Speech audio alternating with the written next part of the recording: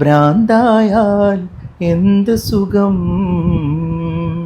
സക്കറാത്തുൽ മൗത്തെന്തു രസം. ഞാനിന്നേ ഒരു ഉസ്താദിൻ്റെ വയറിൽ കേട്ടു.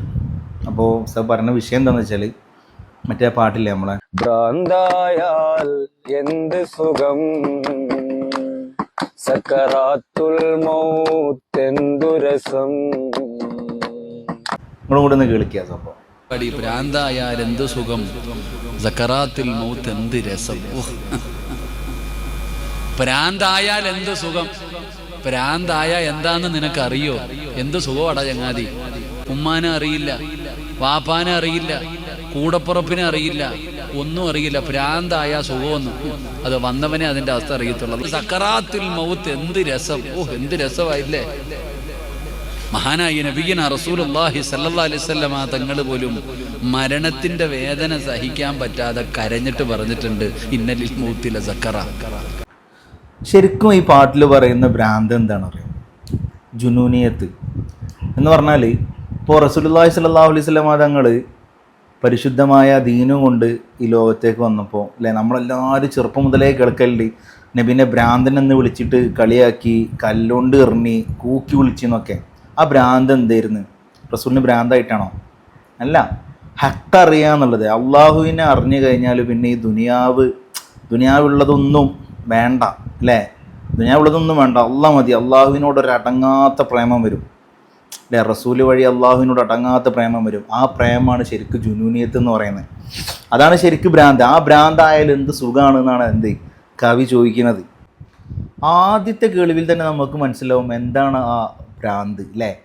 നമുക്കറിയാം റസൂലുള്ളാഹി സ്വല്ലല്ലാഹു അലൈഹി വസല്ലമ തങ്ങൾ ഇസ്ലാമിൻ്റെ ദീപശിഖ ഈ ലോകത്തേക്ക് വന്നപ്പോൾ മക്കയെന്നൊക്കെ താടന പീഡനങ്ങൾ സഹിക്കവയ്യാതെ, നമ്മൾ പണ്ടേ കേൾക്കലുണ്ട്, സഹിക്കവയ്യാതെ ത്വായിഫിലേക്ക് പോയൊരു കഥ, റസൂലിൻ്റെ അമ്മാവന്മാരുടെ നാടായ ത്വായിഫിലേക്ക് പോയൊരു കഥ. അവിടെ എത്തിയപ്പോൾ എന്താ റസൂലിനുണ്ടായത്? റസൂലിനെ ഭ്രാന്തൻ എന്ന് വിളിച്ചിട്ട് അവിടുത്തെ ആളുകൾ കല്ലെറിയ, എറിഞ്ഞോട്ടെ അവർ ഭ്രാന്തനെന്ന് വിളിച്ചോട്ടെ, എന്നാലും എൻ്റെ ഹബീബേ അങ്ങാണെൻ്റെ മുഹബ്ബത്ത്.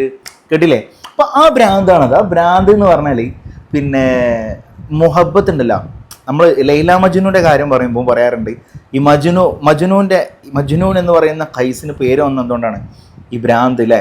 ലൈല എന്ന് പറയുന്ന പ്രേമവാചനത്തിൻ്റെ ഭ്രാന്ത് കയറിയിട്ടാണ് മജ്നൂൻ ആയത്. ഇങ്ങനെ ഭ്രാന്താവും അല്ലേ. ആരെങ്കിലും തൻ്റെ സ്വന്തം ശരീരത്തിൻ്റെ കാര്യങ്ങൾ അറിഞ്ഞാൽ തന്നെ, മനസ്സിലാക്കി തന്നെ ശരിക്കും അറിഞ്ഞാൽ തന്നെ എന്ത് ചെയ്യും? അള്ളാഹിനെ അറിയും. അപ്പം ആ ഒരു അറിവുണ്ടല്ലോ, ആ അറിവാണ് ശരിക്കും എന്ത് ഭ്രാന്ത് എന്ന് പറയുന്നത്. അല്ലാതെ എന്തല്ല നമ്മളിവിടെ ചങ്ങലൊക്കെ ഇട്ടിട്ട് ഇവിടെ കുതിരോട്ടത്ത് കൊണ്ടുപോയിടുന്ന ഭ്രാന്തല്ല ഭ്രാന്ത്.